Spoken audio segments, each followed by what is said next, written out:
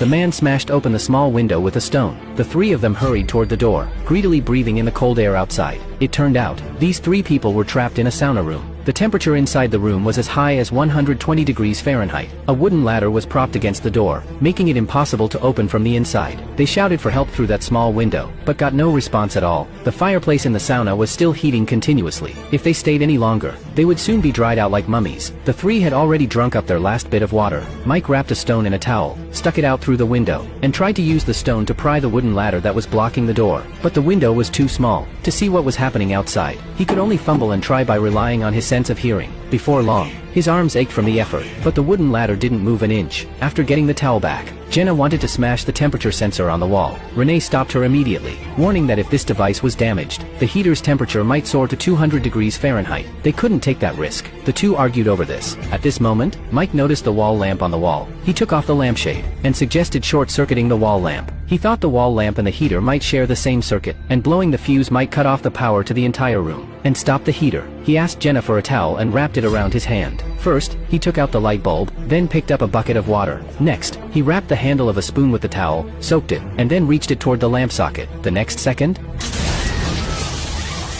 the room suddenly fell into darkness. Mike was struck by an electric current and fell heavily to the ground. After a while, luckily, Mike wasn't seriously injured. Moreover, he had successfully cut off the power. The heater had stopped working. However, they still couldn't get out. Mike's physical condition was getting worse and worse. At the same time, their friends outside had forgotten that the three were in the sauna. They even set off fireworks not far away. Because of this, the dog had already noticed the three calling for help, but their friends couldn't hear their cries for help because the fireworks were too loud.